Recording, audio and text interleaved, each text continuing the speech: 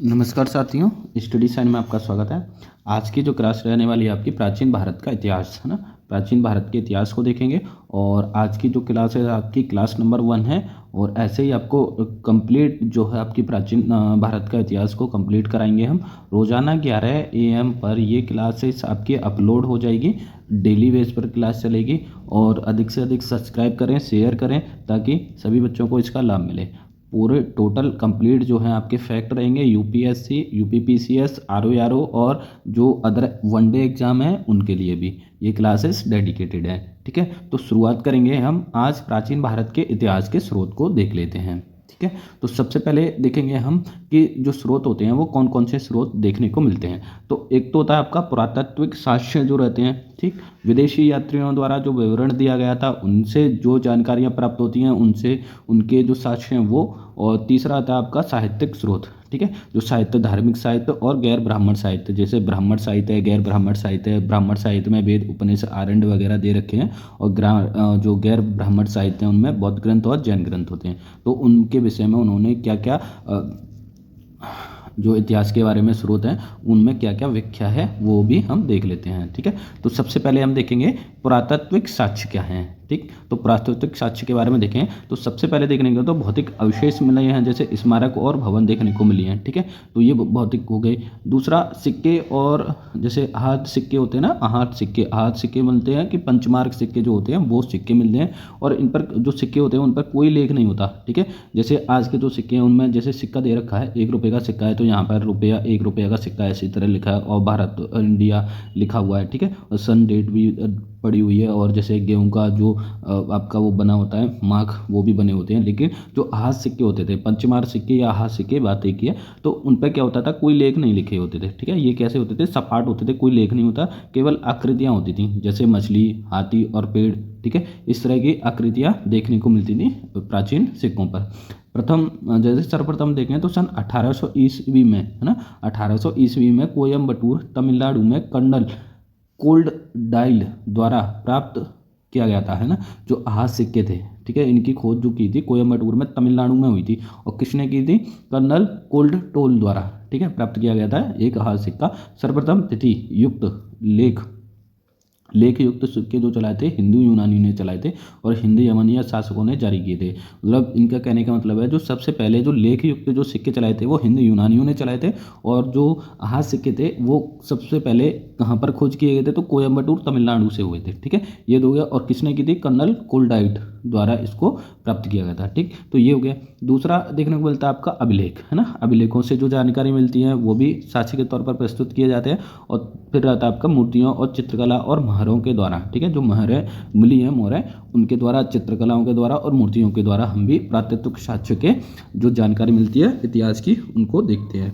दूसरा अगर देखें तो विदेशी यात्रियों द्वारा विवरण जो दिए गए हैं, जैसे विदेशी यात्री कौन कौन आए थे, यूनानी आए, ठीक है, रोमन आए थे, अरबी और चीनी देखने को मिलते हैं। ठीक, तो इनका क्रम है, इनमें यूनानी में कौन कौन आए थे, रोमन में कौन कौन आए थे, अरबी जो यात्री थे वो कौन कौन थे और उन्होंने क्या क्या रचनाएं की, क्या विवरण दिया भारत के बारे में, तो हम आगे की वीडियो में सभी को देखेंगे। ठीक है, चीनियों में जो आए थे हैंसांग, फायान, इप्सिंग जो आए थे, तो उन्होंने क्या विवरण दिया है भारत के बारे में, भारत के इतिहास के बारे में, वो भी हम विवरण आगे देख लेते हैं। ठीक है, तो विदेशी यात्रियों द्वारा जो विवरण दिया गया वो भी साहित्य, वो हम क्या करते हैं, पुरातात्विक साक्ष्य के तौर पर उनको रख लेते हैं। ठीक है, फिर आता है आपका साहित्यिक स्रोत। साहित्यिक स्रोत में देखने को मिलता है आपका धार्मिक स्रोत होते हैं। ठीक है, धार्मिक स्रोत में 2 देखने को मिले थे, एक तो ब्राह्मण साहित्य होता है, दूसरा आपका गैर ब्राह्मण साहित्य था।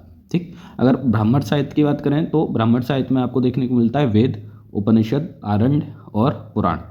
ठीक है, ये आपको ब्राह्मण साहित्य में देखने को मिलते हैं। अगर गैर ब्राह्मण साहित्य की बात करें तो इसमें 2 पार्ट में डिवाइड हो जाता है। एक तो आ जाता है आपका जैन धर्म, दूसरा आता है आपका बौद्ध धर्म। ठीक है, बौद्ध धर्म में देखने को मिलता है आपको जैसे सुत्त पिटक है, विनय पिटक है, अधम पिटक है, महावंश, दीपवंश है और बुद्ध चरित्र। ठीक, तो ये आपको बौद्ध ग्रंथ में देखने मिलता है। अगर जैन ग्रंथ में बात करें तो कपिल सूत्र, भगवती सूत्र और आचार्य सूत्र। ठीक, तो ये आपको जैन ग्रंथ में देखने को मिलते हैं। अगर सबसे पहले पहचान अगर देखने को मिले जैन ग्रंथ और बौद्ध ग्रंथ में देखें तो पिटक, ठीक है, बौद्ध ग्रंथ में अगर आएगा तो पिटक आ जाए तो ये समझो बौद्ध ग्रंथ से है। सूत्र आ जाए तो समझो कि आपका जैन धर्म से संबंधित है। ठीक है, तो ये हम इस तरह से पहचान लेते हैं। आगे देखें, जैसे हमने वो देख लिया ब्राह्मण साहित्य में। गैर धार्मिक साहित्य देखें तो कौन सा हो जाएगा, जैसे राजतरंगिणी है ना, कल्लाड़ के द्वारा लिखी हुई है राजतरंगिणी, और हर्षचरित बाणभट्ट ने लिखी है, अर्थशास्त्र कौटिल्य और संगम साहित्य। ठीक, तो ये गैर धार्मिक साहित्य में आ जाते हैं। अब आते हैं हम सिक्के। जो सिक्के देखने को मिले थे, इसमें जो इंपॉर्टेंट फैक्ट है ना वही कवर किए गए हैं, एक्स्ट्रा इसमें वर्डन नहीं डाला है, क्योंकि जो पढ़ते हैं तो टाइम एक्स्ट्रा लग जाता है पढ़ने में और निकालने में। तो इसमें जो भी इंपॉर्टेंट चीज़ें हैं जो एग्जाम ओरिएंटेड हैं, जो नए पैटर्न्स पर आधारित है, आपका RO UPPCS का आपने देखा ही होगा, नया पैटर्न चेंज हो गया उसका, तो उसी बेस पे हमने क्या करा है, जो आपके एक्चुअल फैक्ट है जहाँ से क्वेश्चन बनने के चांसेस आपके 95% रहते हैं, तो उनको हमने इसमें कवर करने की कोशिश की गई है। तो उनको देख लेते हैं, जैसे सिक्के। ठीक है, सिक्के के बारे में देखें तो कुषाण शासकों ने, है ना, कुषाण शासक ये कौन था, विमकंड फिक्सिस।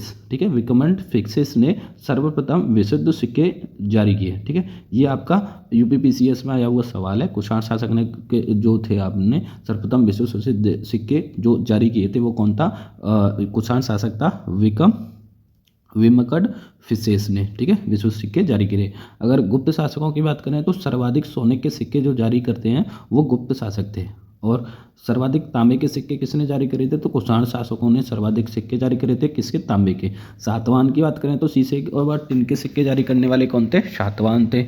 और सर्वाधिक सिक्के, है ना, सर्वाधिक सिक्के किसने जारी करे, तो मौर्य शासकों ने सर्वाधिक सिक्के जारी करे। ठीक है, आगे देखते हैं। फिर आपका आता है पुरालेख शास्त्र, है ना।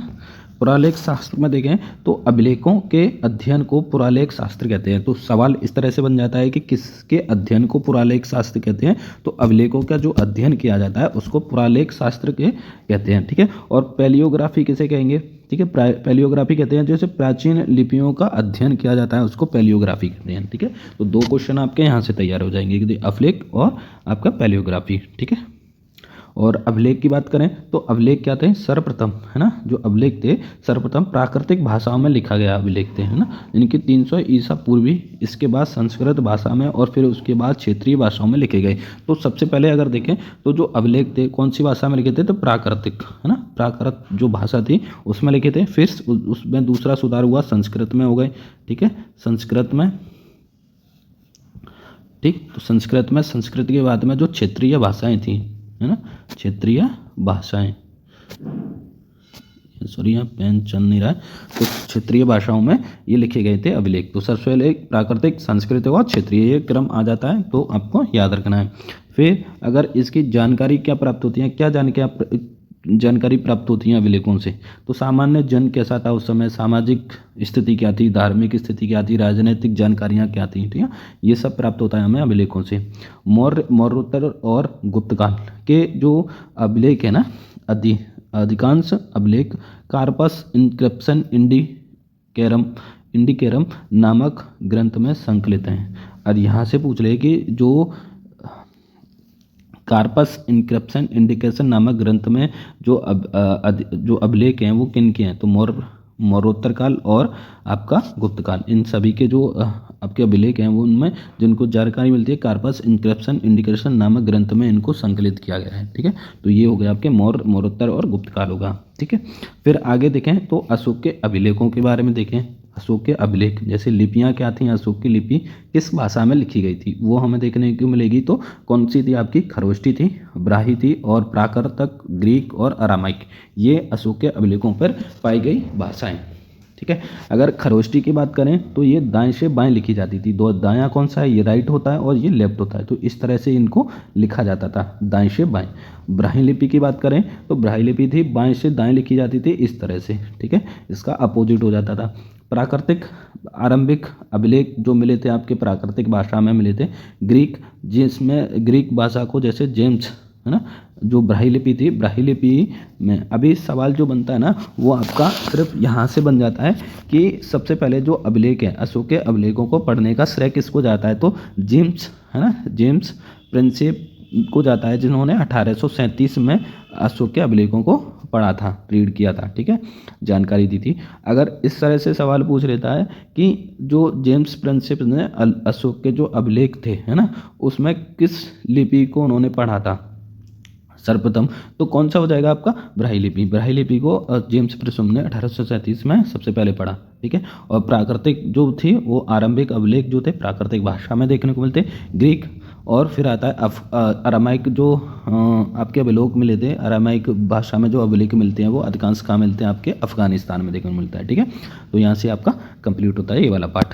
आगे देखें तो सर्वाधिक प्राचीन, है ना, जो अभिलेख मिले थे 1420 ईस्वी में, ठीक है, 1420 ईस्वी अभिलेख मिले हैं सर्वाधिक प्राचीन। और ये कहाँ से प्राप्त हुए, मध्य एशिया के से प्राप्त हुए, और जिनको बांग, जिसको कहते हैं बांग, जो कोई से प्राप्त हुए थे, और जिन पर इंद्र, वरुण, मित्र और नासत्य नामक वैदिक देवताओं की जानकारी मिलती है। तो ये भी इम्पोर्टेंट पार्ट हो जाता है आपका यूपीपीसीएस और आरओ और यूपीएससी के लिए, ठीक है।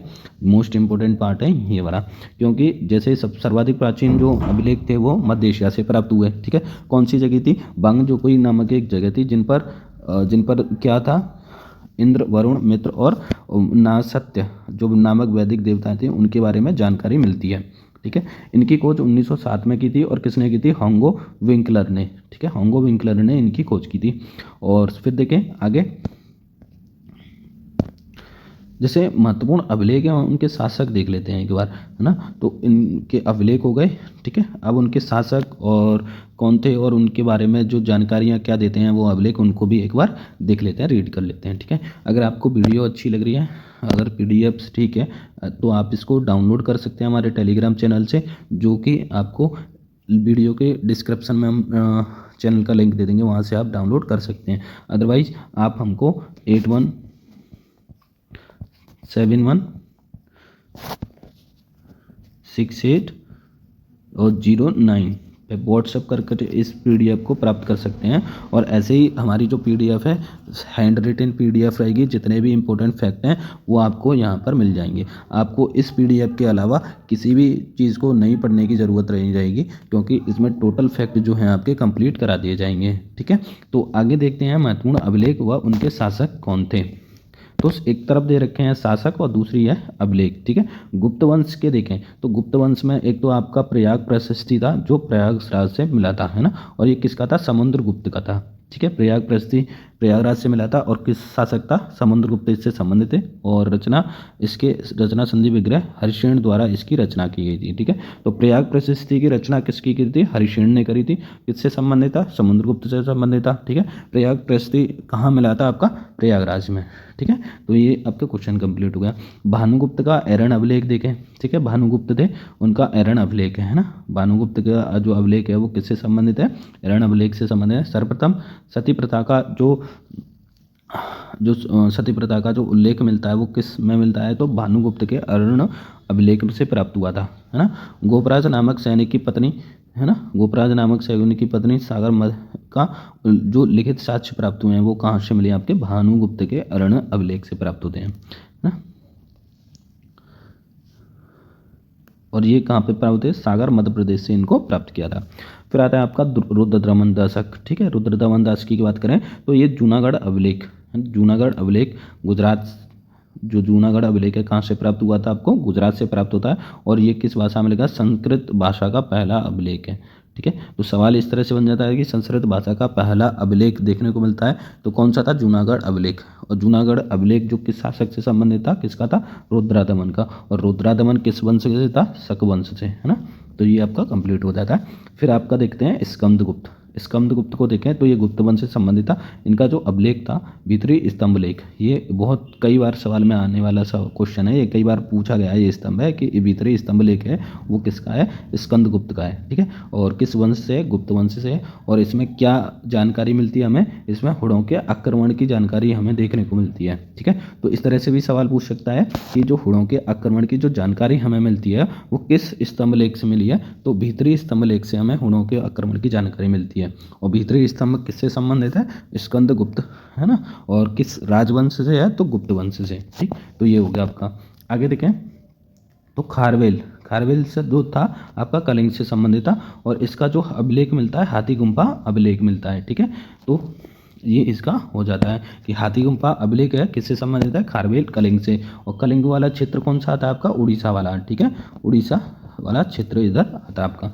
पुलकेशन द्वितीय की बात करें तो ये पुलकेशन द्वितीय है ना किस वंश का था, चालुक्य वंश के साथ संबंधित था। और जो पुलकेशन द्वितीय का जो अभिलेख था वो कौन सा था, ऐहोल अभिलेख, है ना, ऐहोल अभिलेख जो है पुलकेशन द्वितीय से संबंधित था, ठीक है। और जो पुलकेशन द्वितीय था किस वंश का शासक था, तो चालुक्य वंश का।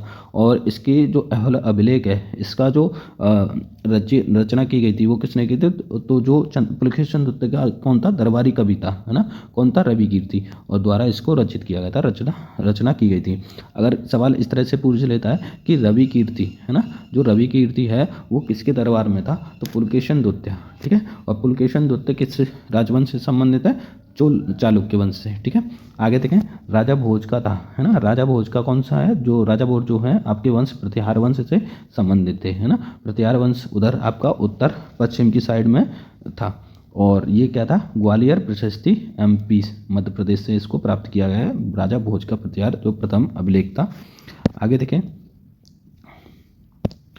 फिर आता है आपका विजय सेन, है ना। विजय सेन का देखें तो देवपाड़ा अभिलेख विजय सेन से संबंधित है। और हर्षवर्धन किस वंश से संबंधित था, हर्षवर्धन वंश से हर्षवर्धन संबंधित था। और इसका जो अभिलेख था वो मधुवन एवं बांसखेड़ा अभिलेख, ठीक है। तो यहाँ से भी सवाल पूछ सकता है कि मधुवन एवं बांसखेड़ा अभिलेख वो है किसका से संबंधित है, हर्षवर्धन से संबंधित है। और हर्षवर्धन किससे राजवंश से संबंधित थे, तो वर्धन वंश से संबंधित है, ठीक है। फिर आता है आपका यशोवर्धन की बात करें तो ये मालवा नरेश कहलाए थे। यशोवर्धन, मालवा नरेश किस शासक को कहते हैं, यशोधर्मन को मालवा नरेश कहते हैं। और इनका जो अभिलेख है वो कौन सा है, मदसौर प्रशस्ति, ठीक है, कौन सा है, मदसौर प्रशस्ति किस शासक से संबंधित है, यशोधर्मन मालवा नरेश से संबंधित है, मदसौर प्रशस्ति। गौतमी बलश्री, है ना, किस राजवंश से संबंधित थी, सातवाहन वंश से संबंधित थी। और ये किस अभिलेख से संबंधित रखती हैं, तो नासिक अभिलेख वो किसका है, गौतमी बलश्री, है ना, बलश्री का है, नासिक अभिलेख संबंधित है। और जो गौतम बलश्री किससे संबंधित थी, किस राजवंश से संबंधित थी, तो सातवाहन वंश से, ठीक है। आगे देखें, आगे अगर हम देखें तो इसमें मिलता है जैसे महत्वपूर्ण अभिलेख के बारे में और उनकी व्याख्याएं देखें।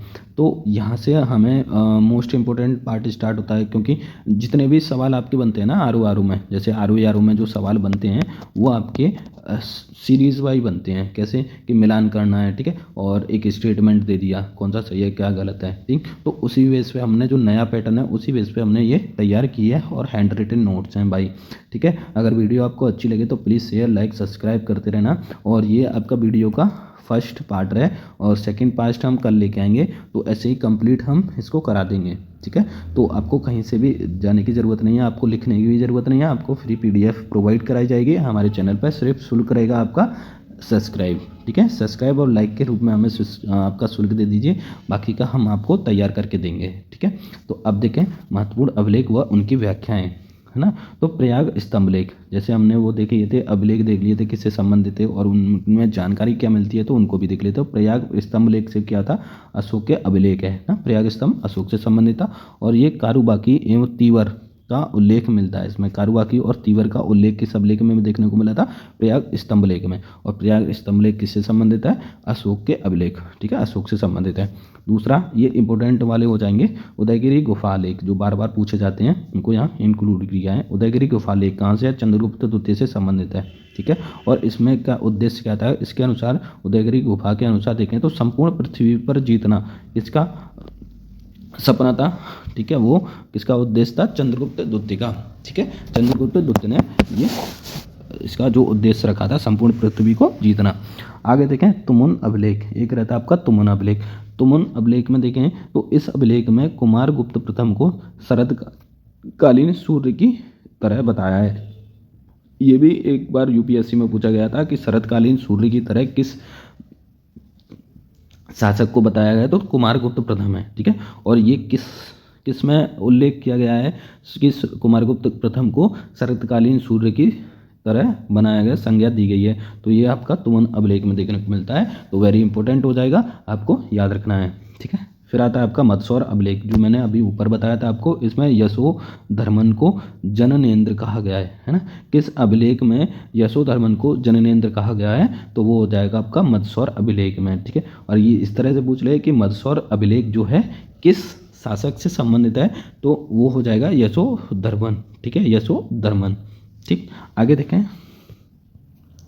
महरौली अब लोह स्तंभ, ठीक है। महरौली लोह स्तंभ के बारे में देखें तो चंद्रगुप्त द्वितीय से संबंधित रखता है, ठीक है, चंद्रगुप्त द्वितीय से संबंधित है। और ये इसमें क्या है, जो चंद्रगुप्त की जो विजय थी उनका उल्लेख महरौली लोह स्तंभ में मिलता है। तो इस तरह से सवाल भी बना सकता है कि महरौली लोह स्तंभ में किस विषय में जानकारी मिलती है, तो चंद्रगुप्त द्वितीय के विजयों का उल्लेख आपको देखने को मिलता है महरौली लोह स्तंभ में, ठीक है।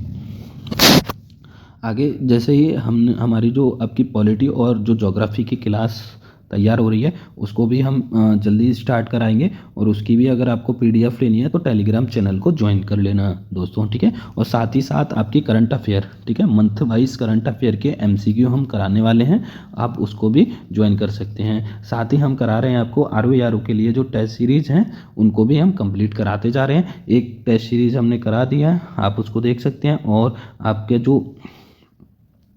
आपका जो इस विश्लेषण है ना, एनालाइज जो किया है हमने, बहुत अच्छे तरीके से एनालाइज किया है, हर एक टॉपिक को किया है आपके जो टेस्ट सीरीज़ है उसमें, तो आप उसको देख सकते हैं, ठीक है। आगे चलते हैं विदेशी विवरण। विदेशी विवरण में देखें तो सिकंदर के आक्रमण की जानकारी पूर्ण रूप से ग्रीक स्रोतों पर आधारित है ना। ग्रीक के जो ग्रंथ हैं ना, ग्रीक के ग्रंथ हैं उन पर आधारित है विदेशी विवरण। जैसे सिकंदर आया था, सिकंदर का जो आक्रमण हुआ था वो मुख्यतः किस में मिलती है, ग्रीक के जो स्रोत हैं, ग्रीक के जो ग्रंथ हैं उनमें आपको जानकारी देखने को मिलती है। यूनानी लेखक व उनके आने का क्रम। अब यूनानी लेखकों से हमें जो विदेशियों ने जो आपके विवरण दिया था इतिहास के बारे में, भारतीय इतिहास के बारे में, तो उनमें सबसे पहले जो आने वाले थे यूनानी थे, ठीक है। कौन थे, यूनानी, है ना, यूनानी आए थे सबसे पहले। तो ये भी क्रम एक बार पूछ लिया है कि यूनानी आए थे, है ना, कुषाण आए थे और चीनी आए थे या आपके अरबी आए थे, तो इनका एक बार क्रम देखा था, पूछा था कि कौन कौन पहले आया था, ठीक है। तो उनको हमने अरेंज किया है। तो सबसे पहले कौन आए थे, यूनानी आए थे, तो यहाँ लिख देते हैं हम फर्स्ट। तो सबसे पहले यूनानी आए, तो यूनानियों में कौन आया था, तो हेरोडोटस जो था सबसे पहले आया था। और पुस्तक कौन सी लिखी थी इन्होंने, हिस्टोरिका इन्होंने पुस्तक लिखी थी हेरोडोटस। और हेरोडोटस को ये इन्हें इतिहास का पिता कहा जाता है, ठीक है, ये हो गया। और फिर आता है आपका मैगस्थनीज आया, जो सेल्यूकस का कौन था, सेल्यूकस निकोटर का राजदूत था मैगस्थनीज, और चंद्रगुप्त मौर्य के दरबार में आया, ठीक है। और पुस्तक इसने लिखी थी इंडिका, ठीक है, इंडिका थी। और ये इंडिका में किसका विवरण दिया गया था, मौर्य शासन की जानकारी के बारे में विवरण दिया गया था मैगस्थनीज ने, किसमें, आपका इंडिका नामक पुस्तक में। और जो मैगस्थनीज था वो कौन था, सेल्यूकस निकोटर का राजदूत, ठीक है। और चंद्रगुप्त मौर्य के दरबार में आया था। फिर आया था स्ट्रेबो, इसने मैगस्थनीज के विवरण को क्या बोला है, काल्पनिक। तो ये स्टेटमेंट के तौर पर इस तरह से देख सकता है कि किसने, है ना, किस विदेशी यात्री ने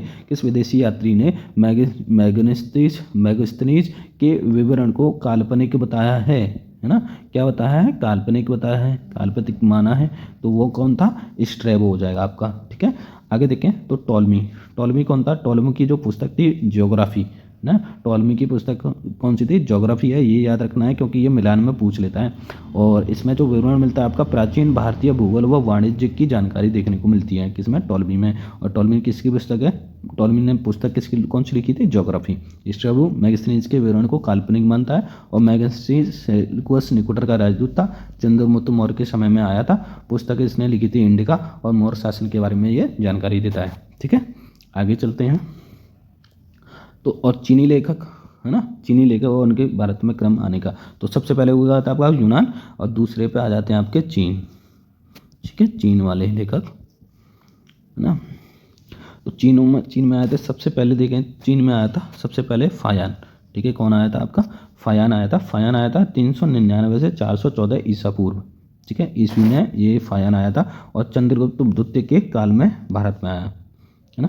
और इसने जो रचना की थी फायान ने फागुओजी इसकी रचना थी। और इसका जो विवरण देता है, फागुओजी पुस्तक में विवरण दिया है भारत के सामाजिक, धार्मिक व आर्थिक स्थिति का विवरण किसमें दिया है, फागुओजी। और फागुओजी किसकी रचना है, फायान की। और फायान कब आया था भारत में, 399 से 414 ईस्वी में आया था, ठीक है। 394 से 414 ईस्वी में आया था। और किसके शासनकाल में आया था, तो चंद्रगुप्त द्वितीय के शासनकाल में आया था, ठीक है। आगे देखें तो दूसरे नंबर पे आता है आपका हैनसांग, ठीक है। कौन था, हैनसांग। हैनसांग आता है दूसरे नंबर पर। और ये कब आया था आपका, 629 से लेकर 645 ईस्वी में आया था। और हर्षवर्धन के शासन के काल में भारत आया था। और इसने जो रचना की थी सुयु की, है ना। कौन सी रचना थी इसकी, सुयु की। ये वैसे पूछे नहीं गए हैं, लेकिन जैसे ही आपका पैटर्न बदल रहा है एग्जाम का, तो हो सकता है कि ये पूछ ले, क्योंकि ये कुछ ऐसी हैं, जैसे हिस्ट्री में कितना पूछेगा, कहाँ से पूछेगा, ठीक है, कोई आइडिया नहीं लगा सकता। लेकिन कुछ पॉइंट ऐसे होते हैं कि जिस तरह एग्ज़ाम जा रहा होता है, एग्ज़ाम की दिशाएं होती हैं, उस तरह से हमको आइडिया लगा सकते हैं, लगाते हैं कि ये आ सकता है कि नहीं आ सकता, पूछ सकता है, ठीक है। और अगर आपका बेसिक अगर देखें तो जितने भी अगर जो जैसे यूपी पीसीएस है, आरओ और यूपीएससी, ठीक है। यूपीएससी को अगर देखोगे, यूपीएससी पैटर्न को सभी लोग ये फॉलो करते जा रहे हैं, स्टेट पीसीएस वाले।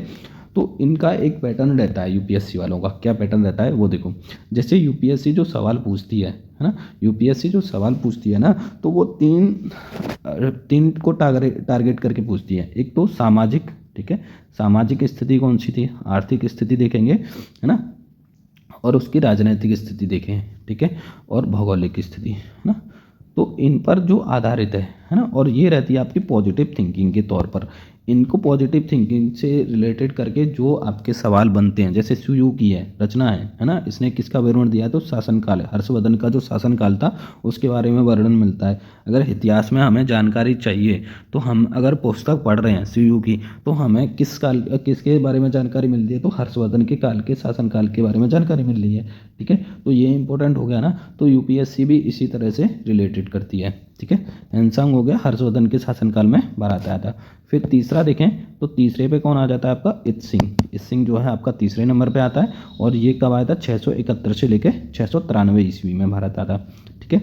इसने बौद्ध भिक्षुओं की आत्मकथाएं लिखी हैं और नालंदा एवं विक्रमशिला विश्वविद्यालय का वर्णन किया है। देखो नालंदा अभी बिहार में बना हुआ है, ठीक है। तो सवाल पूछ सकता है कि इत्सिंग, ठीक है, किसने नालंदा और विक्रमशिला विश्वविद्यालय का वर्णन किया है, ठीक है। तो किसने किया था, इत्सिंग ने किया था।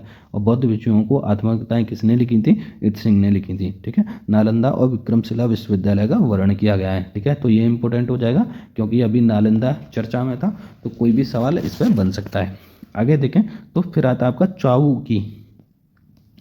चाओजुकुआ, ठीक है, चाओजुकुआ।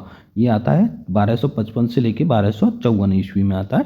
और इसने जो विवरण दिया था चीनी, है ना, चीन अरब व्यापार का वर्णन इसमें देखने को मिलता है, ठीक है। ये इतना इंपॉर्टेंट नहीं है, लेकिन मिलान करने के लिए आ सकता है।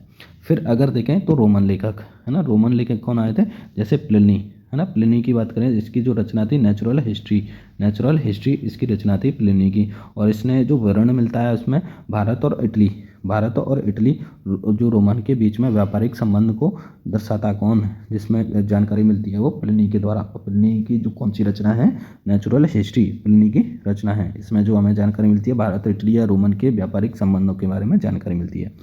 अब देख लेते हैं तो अरबी लेखक व उनका क्रम। तो सबसे पहले आता है सुलेमान था 9वीं शताब्दी में आया था। और रचना थी सिलसिला उत त्वारिक इसकी रचना थी। और इसमें जो सिलसिला उत त्वारिक थी, इसमें जो वर्णन मिला है उसको पाल, प्रत्यार और राष्ट्रकूट राज्यों का वर्णन देखने को मिलता है, किसमें, सिलसिला उत तारिक में, ठीक है। अब फिर आता है आपका अल बिलादुरी आता है आपका 9वीं शताब्दी ईस्वी में। इसने जो रचना की थी फतुहल बुल्दान इसकी रचना थी। और इसमें जो भारत पर अरबी आक्रमण का विवरण दिया गया है, ठीक है। तो ये भी इंपॉर्टेंट हो जाती है, तो इसको भी हमें याद रखना है। तो अल बिलादुरी 9वीं शताब्दी में आता है। रचना फतुहल बुल्दान की थी। और फतियार बुल्दान में किसका विवरण मिलता है, तो भारत पर अरब आक्रमणों का विवरण देखने को मिलता है, ठीक है। फिर थर्ड पे आता है आपका, तीसरे नंबर पे आया था अल मसूदी, है ना। अल मसूदी आता है 957 में। ठीक है, 997 ईस्वी में आता है। इसकी जो रचना थी महयल जहान किसकी रचना है? अल मसूदी की। और इसमें किसका वर्णन मिलता है? इसमें प्रतिहार पाल राष्ट्रकूटों का विवरण देखने को मिलता है अल मसूदी में। ठीक है, फिर आता है आपका अल बरूनी जो आता है आपका 1024 से लेके 1030 ईस्वी में आता है। और ये कौन था? एक गणतज्ञ ज्योतिषविद था अल बरूनी। ठीक है, तो स्टेटमेंट इस तरह से बनाएगा जो अल बरूनी है ना, अल बरूनी है वो एक गणतज्ञ व ज्योतिषविद था। ठीक है, तो स्टेटमेंट सही हो जाएगा। और महमूद गजनवी के साथ बारात आया था और सोमनाथ पर आक्रमण किया था उस समय। ठीक है, ये 1025 में सोमनाथ पर आक्रमण किया था, तो उसी समय ये अल बरूनी भारत में आया था। ठीक है, और सोमनाथ पर आक्रमण करने वाला कौन था? महमूद गजनवी। ठीक, आगे देखें, प्राचीन भारत के इतिहास के आधुनिक लेखक है ना, इनको भी एक बार देख लेते हैं। प्राचीन भारत के आधुनिक लेखक के बारे में देखें तो सर विलियम्स जोन्स है ना, इसमें 1789 में अभिज्ञान शाकुंतलम का अंग्रेजी में अनुवाद किया था। ठीक है, 1989 में अभिज्ञान शाकुंतलम का जो अंग्रेजी में अनुवाद किया था, किसने किया था? सर विलियम जोन्स ने 1789 में किया था। और 1785 में विलिंकस ने भगवत गीता का अंग्रेजी में अनुवाद किया था। तो यह वन डे एग्जाम में ये सवाल पूछ लेते हैं कि भगवत गीता का अंग्रेजी में अनुवाद किसने किया था, किस अंग्रेज शासक ने किया था? तो विलिंकस ने किया था। ठीक है, और सर विलियम्स जोन्स ने 1789 में अभिज्ञान शाकुंतलम का अंग्रेजी में अनुवाद किया। ठीक है, सबसे प्राचीन पांडुलिपि देखें तो बर्च की खाल पर है ना, बर्च की छाल और ताड़ के पत्रों पर लिखी गई थी। ये भी सवाल पूछा गया है ना, बर्च के और ताड़ के पेड़ों पर सबसे अधिक जो है पांडुलिपि लिखी जाती हैं। और पुराणों की रचयिता कौन थे? लोमहर्ष जो हैं पुराणों के रचयिता माने जाते हैं। तो ये भी आपका एक क्वेश्चन हो गया वन डे एग्जाम के तौर पर, और यूपीपीसीएस और आरओआर में इस तरह से सवाल पूछ लेते हैं। और रामायण को कहते हैं चतुर्वसंती सहस्त्री संहिता के नाम से भी जाना जाता है, किसको? रामायण को। और जो महाभारत को जाता है आपका जय संहिता के नाम से। चतुर्वसंती सहस्त्री संहिता के नाम से रामायण को जानते हैं और महाभारत को जय संहिता के नाम से जानते हैं। ठीक है, आगे देखें, प्रमुख साहित्यकार व उनकी रचनाएं। जैसे प्रमुख साहित्यकार रहे हैं, उनकी रचनाएं क्या की थी? जैसे अष्टाध्यायी, इस तरह से सवाल बहुत पूछे जाते हैं, हमने इसको एक ही जगह पर कोट कर दिया है। ठीक है, अष्टाध्यायी थी पाणिनि की थी, और इसमें कौन था? ये एक व्याकरण ग्रंथ है। ठीक है, दूसरा था सरित सागर। कथा सरित सागर किसकी है? रचना है सोमदेव की रचना है, और इसमें मौर्य काल के विषय में जानकारी निकलती है कथा सरित सागर में। ठीक है, महाभाष्य की बात करें तो ये पतंजलि के द्वारा रचना की गई थी, और इसमें किसकी जानकारी मिलती है? पुष्पमित्र शुंग के विषय में जानकारी देखने को मिलती है। वृहद कथा मंजरी की बात करें तो क्षेमेंद्र है ना, क्षेमेंद्र की है, और ये किसी में मौर्य काल के विषय में जानकारी देखने को मिलती है। अर्थशास्त्र की बात करें तो ये कौटिल्य की है, और मौर्य काल की जानकारी इसमें प्राप्त होती है। नीतिसार की बात करें तो कामदक की है, ये भी पूछा गया सवाल था, ये आया था एक बार, ये आया था, और अष्टाध्यायी। ठीक है, मिलान करने के लिए देखा गया था। नीतिसार की बात करें कामदक की, और ये किसके बारे में जानकारी मिलती है? गुप्तकालीन राजतंत्र के विषय में जानकारी मिलती है। मालविकाग्निमित्रम है ना, किसकी है? कालिदास की, कई बार पूछी गई, ये मोस्ट फेवरेट है ये पूछने वाली। ठीक है, और शुंगवंश के विषय में जानकारी देती है। मृच्छकटिकम किसकी है? शूद्रक की है। ठीक है, और ये किसके बारे में जानकारी मिलती है? तो गुप्तकालीन समाज का विवरण देखने को मिलता है मृच्छकटिकम में। ठीक है, रचना किसने की थी? शूद्रक ने। हर्षचरित की बात करें तो बाणभट्ट की है, हर्षचरित बाणभट्ट की है। हर्ष की उपलब्धियों का विवरण हर्षचरित में दे रखा है।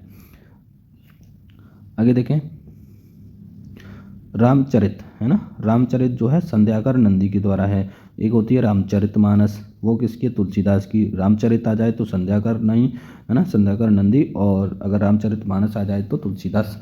और ये जो है रामचरित संध्याकर नदी में, ये बंगाल के शासक रामपाल की जीवन कथा का वर्णन इसमें रामचरित में है। और राजतरंगिणी किसकी है? कल्लड़ की है, और ये कश्मीर के राजवंशों का क्रमवार विवरण हमें प्राप्त होता है राजतरंगी से। ठीक है, और किसकी रचना है ये राजतरंगिणी? कल्लड़ सी है ना। पृथ्वीराज चंद्रबद्दाई। ठीक है, पृथ्वीराज चौहान की उपलब्धियों का वर्णन आपको पृथ्वीराज चंद्रबद्दाई में देखने को मिलता है। ठीक है, तो ये हमने एक ही पॉइंट पे दे रखे हैं। अगर आपको वीडियो और जो आपको पीडीएफ अगर अच्छी लगती है तो प्लीज़ शेयर लाइक सब्सक्राइब करें। आज की जो क्लास है आपकी एंड हो जाती है, और आगे की क्लास हम करेंगे कल, और रोज़ाना ये 11 AM पर अपलोड हो जाएगी क्लास। ठीक है, तो 11 AM पर आप तैयार रहना क्लास को लेने के लिए। थैंक यू, धन्यवाद।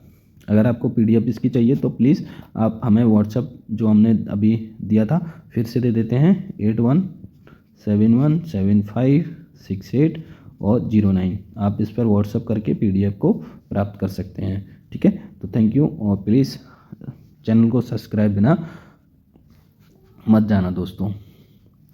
Thank you, bye.